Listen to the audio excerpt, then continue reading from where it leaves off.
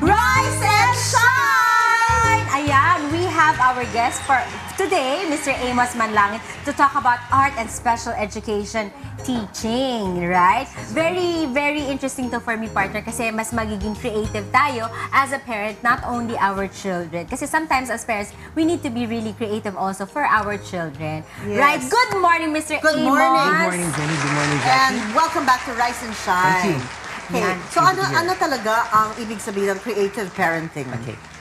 Creative parenting, Jackie, is all about introducing unique activities in the family that will make bonding a quality experience.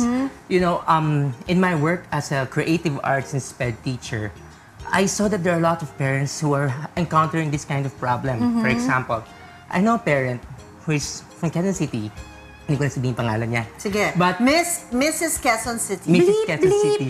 Okay, and her problem is that she's very busy.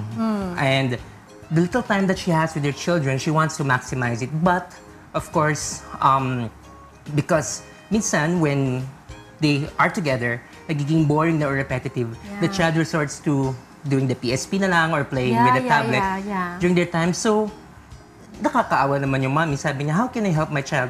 How can we have a quality bonding experience? Yes. So, I looked up some tips over the internet and I saw that there are some creative parenting classes actually being conducted in the US. Ang gaganda niya, it's Pero wala about arts kang and crafts with pamasahe children. papuntang US. Yes, and placing it into the local context, Jenny, our parents are sometimes too busy.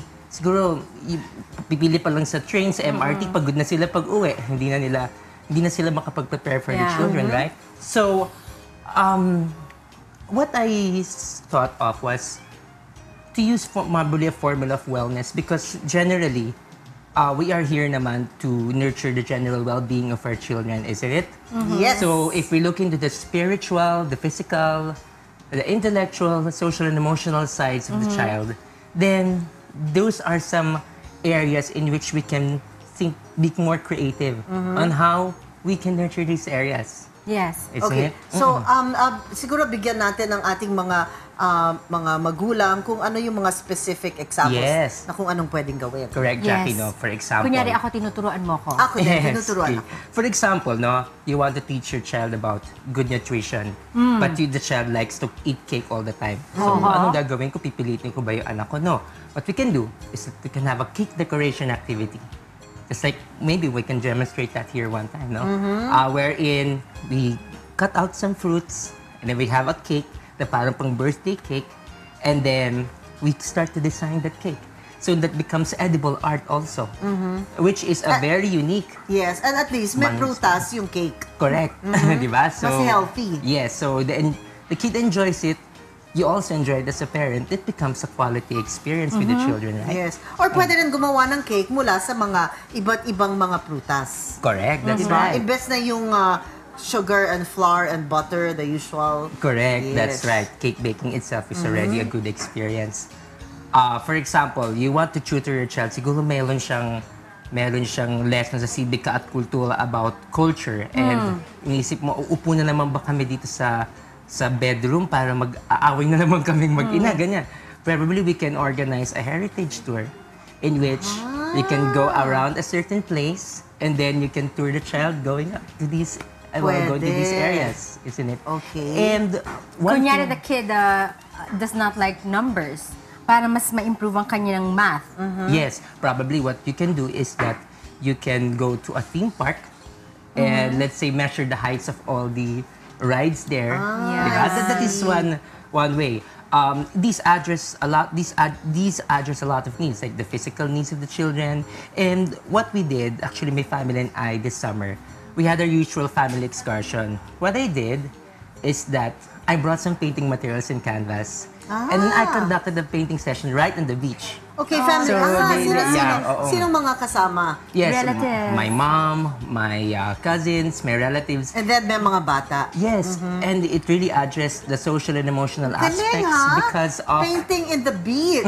yes, Yeah, like and you one can really weekend. paint the beach. Yes, that's right. Yeah, that and the we- shells and the sky. yes, that's right. I usually hold that with friends and family, and para we just Yes. you just contribute together in order for us to have that. Actually, magbe-beach nga yung Rise and Shine. Maybe we can invite him for our children. Yeah. Ah, diba? Surely. Sama natin siya, Tita Peachy. I have meron na akong isang suggestion para sa math. Like, pwedeng contest na lang. Like, kunyari, isang anak mo or dalawa or tatlo. Or kung sino man nasa bahay, no? And then, dun sila sa dulo, and then dito ka sa isang dulo. And then, kunyari, kung sino man makakasagot, then they can step Yes. one step forward. And then kung sino man ang pinakamalapit, ganyan. Usually, contest, parang they're playing. Like a game. Yes. Yeah. Eh, paano pag mag-isa yung bata, like mine, sinong kalaban kaya niya? Ikaw. Ikaw. Kayong dalawa. Yes. Yung sinong unang lalapit sa gitna. And then, huwag ka masyadong smart. Kunya, nag-iisip ka ng mabagal. Ganyan, di ba? Thank you for the tip, partner. Yes. Ako din meron sa reading, di ba? Kasi ayaw niya masyado, gusto niya puro playing, sinala, ayaw niya masyado magbasa. So what I do, kasi we're always out naman every week, di ba? Okay, read that. Yes. Yun yung mga, kunyari, di ba? Yes. Yung mga restaurants na familiar tayo. Yes. How do you read that? Or, Yes. ganon. Yung mga nakikita niya, para iba-ibang fonts, iba-ibang colors, iba-ibang designs. So, That's ayun, habang nagda-drive, Yes. okay, read that. So, I think that's Correct. also, is Para that, Yes, that's kunyari, very nasa creative. traffic, Parenting. syempre nakahinto yung kotse, and then pwede. Yan. Yes. And then, oo. kunyari, nasa restaurant, like si Jenny, kunyari, they eat out with Nala, pwedeng, ikaw nang magbasa ng menu. Tama. Yes. Yeah. Correct. But I haven't done that. I will do that. yeah. Yeah. Those Diba? are actual learning experiences. Which is very creative. Very Yeah. creative, di ba? And yung hindi naman mahal.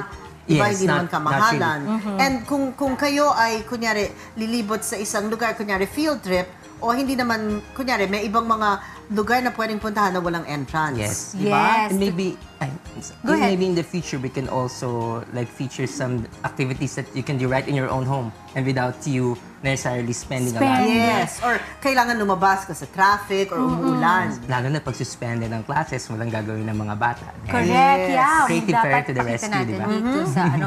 I think isa pa, kung magsasite na ako ng isa pang example, yung mga bata, para wala ring bayad, kunyari nasa mall na kayo, yung iba nagtatambay sila sa mga bookstore. Kasi pwede ka naman magbasa-basa doon, Yes. di ba? For free. Yes. Tapos minsan may mga tables pa na may mga Lego sets. They can work there and read para hindi laging nasa bahay babasa-basa ka. Lalo na pag yung bata madaling mabore. Minsan sa bookstore, tumatambay daw sila. Ay, narinig ko yung tip na yan. Yes, that's Yes. right. What else can we do? Well, there are a lot of ways, but maybe the bottom line here is that as long as you have a systematic way of introducing activities such as you'll never run out of ideas. Like what I cited, you look at the physical or nutrition and exercise aspects of the child, the social and emotional side, the intellectual, and there's a like limitless or bottomless na mga ideas na pwedeng tayo mo pag-isipan. Bottomless, parang drink lang. Yes. At siguro, kung meron kang mga maliliit na bagay sa bahay, kunyari, if you learn about, let's say, multiplication, diba? You can make sets of, kung ano man ang maliliit, like, let's say, they have small animals, or small beads, or a few marbles, ganyan. Forks, Pwedeng, spoons, pwede rin? Yes, forks and spoons. Yeah, pwede Yes. din. Ganyan. So, groups of, like, 2 groups of 8. Yeah. Then, mga 2 times 8, Yes, mga ganyan. that's correct. And gusto nila yung mga kulay, gusto nila may mga hinahawakan, mga maliliit na bagay. Of course, maliliit ang kamay nila. Yes. So, they like colors, they like to touch, they like texture. Yes. And that can be done And right. physical activities. Right on the dinner table, right? Yes. Or habulan, Oo nga, no. habulan kayo for exercise. Oo nga, no. That's nice. I will do Diba? that. Yeah. Kailangan isipin nga natin. Kasi minsan, di ba, yung pinakamabilis, like that. Yes, Especially if that's it's their homework, no? Yes, that's right. Minsan ayaw nila gawin. So, it That's really depends on the teacher kung Yes. gaano kagaling And din. these kinds of experiences are the one which are actually retained the most when they grow up. Yung mga fun. Yung mga fun, the Correct. creative ways. That's what we do in special education, which is why kami sa SPED and sa creative arts, we do our best to really individualize the approaches in the classroom. And not How many, ilan ang estudyante mo sa isang klase? It really depends. It depends on the composition. We first review it based So, on anong the profile. pinaka-konti and anong pinaka-madami? Sometimes I have was around 3 to 5 students. And then, ang pinakamalaki 15. Most is 15 to 20. klase? 15 to 15 to 20. 20. Yes, that's it. And isang teacher yan with an assistant or isa lang? It would also depend if there is a child with a condition wherein there will be an assistant teacher Para matutukan. focused on that certain person. Yes.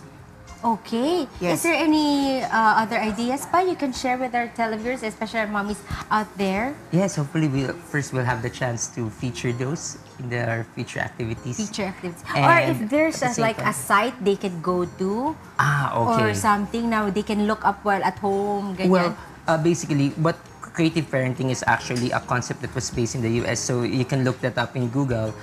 There are no particular sites, but maybe some creative ways or creative approaches Yes, na in pwedeng parenting. gayahin sa bahay. Yes, you can Google it up and see what are some of the. But in my opinion, if we look after the wellness needs and the general well-being of our children, then we are addressing, I think, the holistic development. Yes, Holistic absolutely. development. And Absolutely. in your school, wherever you teach, may Filipino naman, may English, Yes. may Bisaya. Yes, with Meron Bisaya. talaga. So Ang English English. and Filipino. Yes, English and Filipino. I see. Thank you very Okay, thank much. you so Thank you very much. much. Thank